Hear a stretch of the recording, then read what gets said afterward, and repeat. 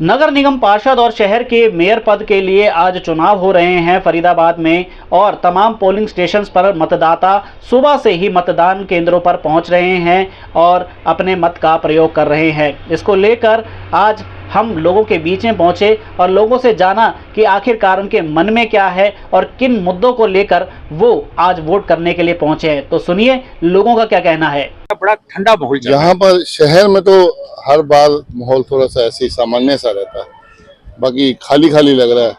मैं तो ये सोच के थोड़ा सा लेट आया कि चलो सुबह सुबह के समय भीड़ होगी, लेकिन पूछा था कहते आज सुबह से ही ऐसा ही माहौल। सिर्फ 12-13% वोट हुए हैं अभी कुछ भी नहीं है, मतलब पब्लिक निकल ही नहीं रही है शहर। तो आगे क्या होगा? अपनी गली में भी सबको बोल के आया हूँ कि सारे चलो निकल के वोट दें। भारत न्यूजीलैंड का मैच है 2:30 बजे शुरू होगा, फिर क्या होगा? तो कोई भी नहीं आएगा, उसके बाद तो कोई भी नहीं आएगा। तो लेकिन मेरी सबसे यही अपील है कि अपने मत का प्रयोग जरूर करें, आना चाहिए, क्योंकि एक वोट से भी मतलब किसी की हार जीत हो सकती है।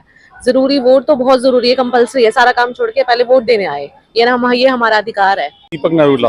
कहाँ से आए आप? मैं एक्चुअली हैदराबाद जॉब करता हूँ और मैं यहाँ सिर्फ अभी जो है सिर्फ वोटिंग के लिए आया हूँ। तो ये बहुत बड़ी बात है और बहुत अच्छी आपने बात कही है, इससे और लोगों को भी जागरूकता आएगी। देखिए, सबका कंट्रीब्यूशन होगा तभी हम एक मजबूत सरकार क्रिएट कर सकते हैं। सिर्फ चंद लोगों से इन्फ्लुएंस होकर चंद लोग ही वोट करेंगे तो मजबूत सरकार कभी नहीं आ पाएगी। तो मजबूत सरकार, अच्छा कैंडिडेट ही हमारा चुना जाए, यही हम आशा करते हैं और इसी के लिए हम यहाँ सब खड़े हैं। 12-1 बजे का टाइम हुआ है, उनको क्या कहना चाहेंगे आप? एक्चुअली संडे भी है, अभी होता है, लगता है 6 बजे तक आते आते वोटिंग परसेंटेज बहुत बढ़ेगा।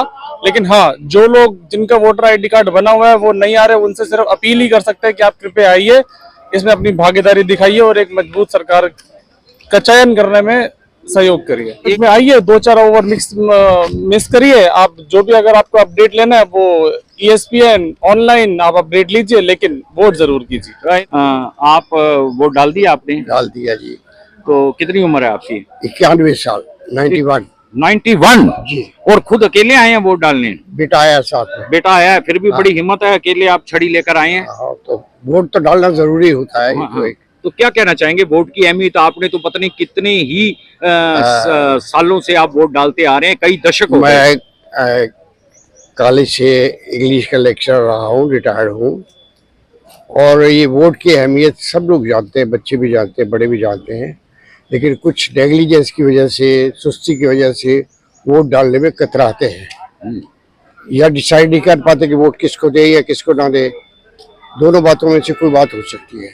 लेकिन अब जानते हैं कि अब धीरे धीरे लोगों में तरक्की हो रही है, लोग इस बात को समझ रहे हैं कि वोट की अहमियत क्या है और वोट डालना चाहिए हमें, क्योंकि वोट के डालने से हमारा अपना अधिकार, हम अपने अधिकार को बताते हैं लोगों को कि हमारा भी कुछ अधिकार है।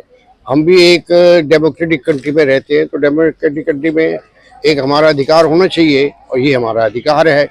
हम किसको वोट दें, किसको नहीं वोट दें, अच्छे कैंडिडेट को ही वोट देना हमारा ध्येय होना चाहिए। उसमें जहाँ तक मेरा पर्सनल सवाल है वो ये है कि मैं पार्टी की तरफ से ज़्यादा वो ध्यान नहीं देता। व्यक्ति कैसा है, लोकल है, ये पार्षद का इलेक्शन है। पार्षद के इलेक्शन में तो सिर्फ हमारे जो है लोकल लोगों को ही काम है ज़्यादा, क्योंकि लोकल इतनी समस्याएं हैं कि MLA या MP इतनी समस्याओं को हल नहीं कर सकता जितना कि हमारे पार्षद हल कर सकते हैं। बिल्कुल बिल्कुल, ये बात आपने बहुत अच्छी बोली है।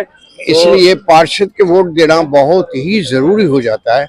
और मैं भी अपील करूंगा सब लोगों से जिन्होंने वोट अभी नहीं दिया या आने की तैयारी कर रहे हैं, तो कृपया अपने अपने घरों से निकलिए। 5 मिनट का टाइम लगना है, कोई ज़्यादा भीड़ भी नहीं है यहाँ पर। 5 मिनटों में आप निपट जाएंगे और अपने वोट का अधिकार आपका यूज कर लेंगे। आप इसको, आपके मन में तसल्ली होगी कि हमने एक अच्छे आदमी को वोट दिया है ताकि हमारे शहर का काम आसानी से अच्छा हो सके।